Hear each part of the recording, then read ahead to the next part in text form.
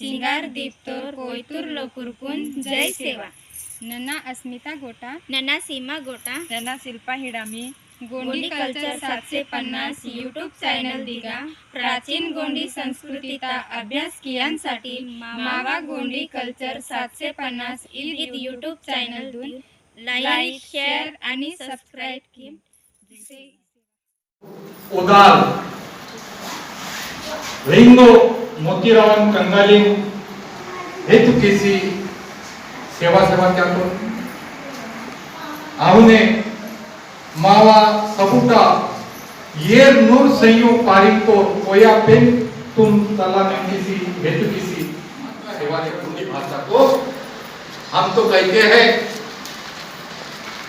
कि मराठी भाषा में भी गोंडी शब्द है। जाओ वेंकटेश अतराम जी ने लिखा था, जाओ ये जो शब्द है, जावा यानी एक द्रव्य होता है जो चावल का हो सकता है, ज्वार का हो सकता है, गेहूं का हो सकता है, और ऊन यानी पी।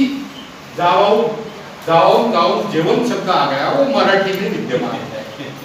देखो ऐसे हजारों शब्द अंग्रेज लोगों ने भी हमारे से लेके गए।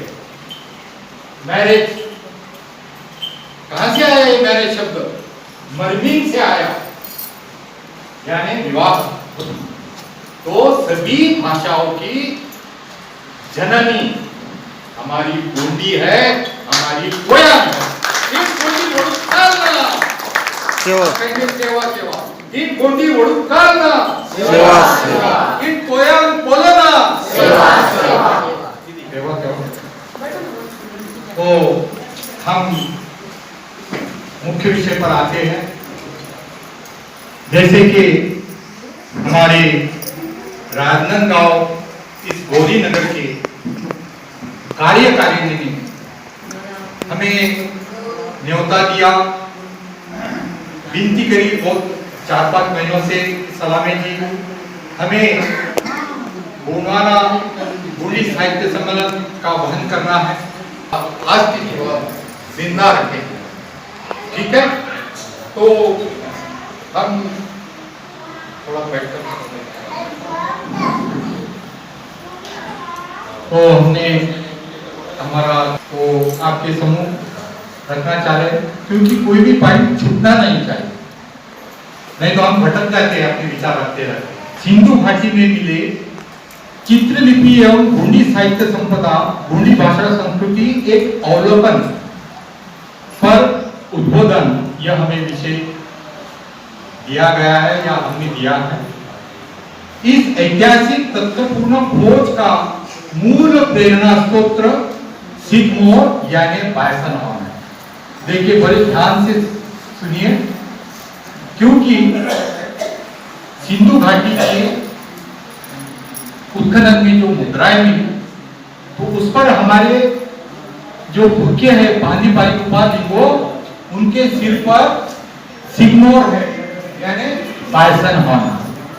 आज भी हमारे बस्तर परिक्षेत्र में, हमारे तेलंगाना में, हमारे आंध्र प्रदेश के जो कोयतुर गण समुदाय आज भी विशेष धार्मिक तत्वों का पर्व पर सिगमोर करते हैं। ये सबसे बड़ा प्रूफ है हमारा सिंधु घाटी का जो सिलों को गोंडी भाषा में पढ़ा गया है, ठीक है? हड़प्पन चित्रलिपि पढ़ने की प्रणाली वाल्टर ए हेयर सर्विस जी ने तैयार की थी। वे 4 बिंदु लिंगो मोतीराम कंगाली जी ने अपनी स्वर्णिम परम खोज ग्रंथ संपदा में लिपिबद्ध की। वह इस प्रकार है, ध्यान से सुनिए। वो जो पैटर्न है, due to which Ringo Motiram Kangale has got success to decipher meaningful in the paper, वो है सर्वप्रथम अंकित चिन्ह किस बात का प्रतीक है यह सुनिश्चित किया है। दूसरा, उसका पर्यायवाची शब्द द्रविड़ पूर्व भाषा में क्या है यह खोज निकाला जाए। नेहरू जी जब बता रहे थे बड़ावी कि गोंडी भाषा में बहुत पर्यायवाची वर्ड्स हैं, तो वो पर्यायवाची शब्द द्रविड़ पूर्व भाषा में क्या है यह खोज निकाला जाए। तीसरा है उचित पर्यायवाची शब्द द्रविड़ पूर्व भाषा में क्या है यह खोज निकाला जाए। अंत में उसका वास्तविक अर्थ और शाब्दिक अर्थ निश्चित कर पाठ के मूल भावार्थ में बैठाया जाए। कुछ लोग बातचीत कर रहे हैं, जरा थोड़ा शांति रहे। Don't disturb me and don't disturb to our पोया टाइम। बाद में एड्रेस लिख सकते हैं। सिंधु घाटी सभ्यता और उसकी भाषा द्रविड़ पूर्व थी ऐसा John Marshall, father Henry Heras, Jules ब्लॉम, ओल्डवे, पोस्किनियनी, Asko Parpola, Walter Mahadevan, क्नोरोझोवा, AR के छिड़े, झवेलेबिल आदि सभी भाषाविदों एवं पुरातत्वविदों का अभिमत है,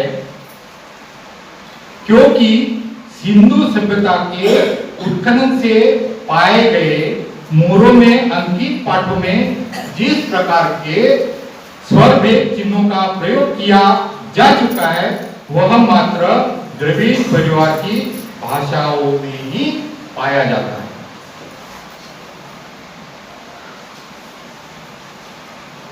ओल्डवे, जूल ब्लॉम, गिरियसन आदि भाषाविदों ने गोंडी भाषा का अध्ययन कर यह प्रतिपादन किया है कि गोंडी यह द्रविड़ पूर्व भाषा होने के बावजूद भी उसमें जो स्वर भेद प्रत्यय और मूल रूपग्राम में रूट मार्फेम पाए जाते हैं वे अन्य द्रविडियन भाषाओं से भिन्न है।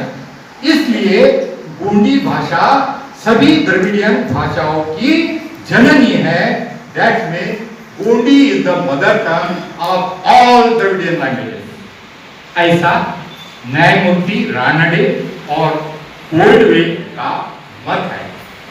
भाषाविदों के उक्त राय से लिंगो मोतीराम कंगाली जी के दिमाग में यह सवाल उपस्थित हुआ कि उक्त विद्वानों ने गोंडी भाषा को द्रविड़ भाषा क्यों कहा गया उनके द्वारा। यदि है द्रविड़ भाषा गोंडी तो उसमें ऐसी कौन सी विशेषताएं हैं जो उसकी पृथक पहचान कराती है। इन सवालों का जवाब पाने के लिए लिंगो मोतीराम कंगाली जी ने गोंडी भाषा के मूल रूपग्राम यानी रूट मार्फेम्स का संकलन कर गोंडी भाषा शब्दकोश भाग 1, गोंडी भाषा शब्दकोश भाग 2 और गोंडी भाषा व्याकरण गोंडी लंकमाला कड़किया मुंडे लंबे चौड़ी शीर्षक के अंतर्गत लिपिबद्ध कर प्रकाशित किए। लिंगो मोतीराम कंगाली जी ने गोंडी गण समुदाय का पुनेमी ग्रंथ सर्वोच्च पुनेमी ग्रंथ पारिक उपार लिंगो पोया पुनेम गोंडी पुनेम दर्शन लिपिबद्ध करा जो अलिखित था या उसे लिपिबद्ध किया। ऐसा उनका एक डिजिटल इंटरव्यू में तथ्यपूर्ण कथा है। उनका कहना था कंगाली जी का कि ये मेरे कोया कोयतु गण समुदाय का जो पाटा के रूप में है, वेसुड़ी के रूप में है, गीतों के रूप में है, वो जो अलिखित साहित्य था वो उन्होंने लिपिबद्ध किया। महान विचार थे। सिंधु सभ्यता के अंकित पाठों का अध्ययन करने अनेक विद्वानों ने प्रयास किए, जैसे कि doctor John Marshall, Asko Parpola, Walter father Henry Heras, Zvelebil, Iravatham Mahadevan, Mahadevan,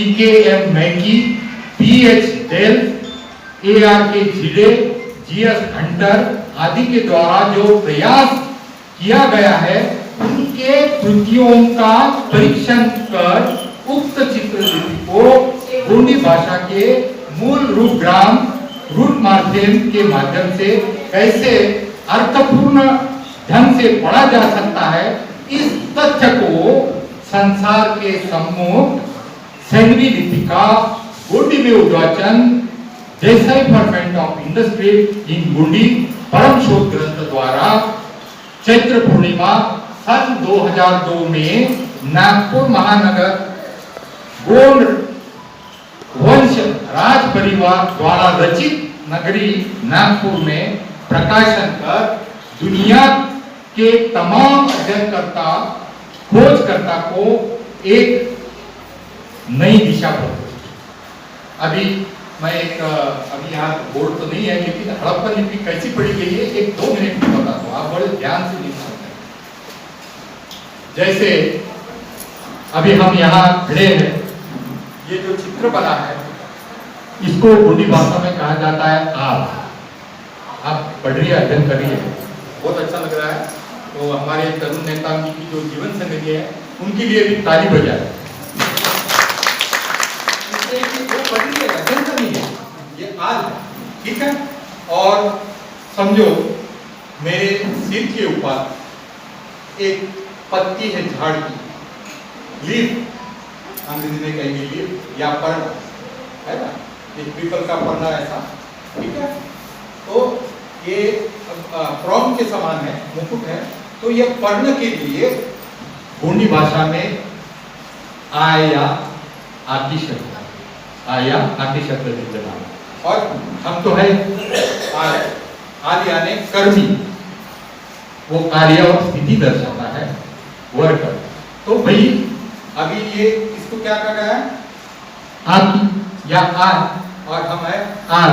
तो आय अधिक आल क्या हुआ, आयाल, आय अधिक आल आया। समझ में आ रहा है बेटा, आ रहा है। ये आय पढ़ना का रूप में आया है ना, और हम है आल। आया, आया का अर्थ होता है हमें जन्म देने वाली जननी या माँ। अभी आप प्रयास कीजिए, वो लिप अंग्रेजी में पढ़ने का प्रयास कीजिए। लिप अधिक वो आल या कर्मी को क्या कहते हैं, लिप में कुछ अर्थबोध हुआ नहीं हुआ, अर्थबोध नहीं हुआ, लेकिन लिप को आया आदि कहा जाता है।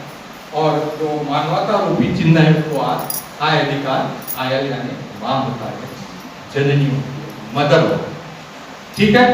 ये आया समझ में आ गया। दूसरा आदि, और दूसरा उदाहरण छोटा सा, तो हमारे सिर के ऊपर एक आधा पान है, आधा पान है हमारे सिर के ऊपर, उसको गोंडी भाषा में कहा जाता है कुचाय। क्या कहा जाता है बेटा, कुचा। आधे पान को कुचाय या आधे, ठीक है, कुचाय, ठीक है। और आल उसके नीचे क्या होगा, कुचाय अधिक आल क्या हुआ, कुचाया। कुचाया यानी हमारी मौसी माँ, कुचिया है ना, यानी हमारी आधी माँ। जैसे हम हमारी हिंदी में एक कहावत है, जैसे मुझे भी साली है, यानी मेरी छोटी है, तो हिंदी में है ना, मतलब मेरे लड़की की मौसी, क्या है लड़की की मौसी, मतलब माँ का आधार। कितना सुंदर पढ़ गया। अभी इसको अंग्रेजी में पढ़ने का प्रयास कीजिए, पोर्चा दादा, हाफ लिव मैन, आधा पान माता, कुछ भी अर्थबोध नहीं हुआ, कुछ भी नहीं, कुछ भी नहीं हुआ जी, सब बदला गए। गोंडी भाषा छोड़कर प्रयास करें पढ़ने का, सब बदला गए, नहीं पढ़ सकते। क्योंकि इसलिए नहीं पढ़ सके क्योंकि वो सिर्फ भ्रमण के लिए निकले थे सुनमुन द्वीप, कोयमुरी द्वीप में। तो बैठे बैठे हमारी जो पेन गंगा ढूंढा है उसका उद्गम स्थल है बुल्ढाना जिला, वहां से उन्हें तो थक हार गए थे। तो वो जो इसमें जो पूर आया था नदी को, उसमें बैठ के निकल गया। शंभू माधव जी ने देखा कि ये युवक बहते जा रहा है, तो उनको उन्होंने बचा लिया।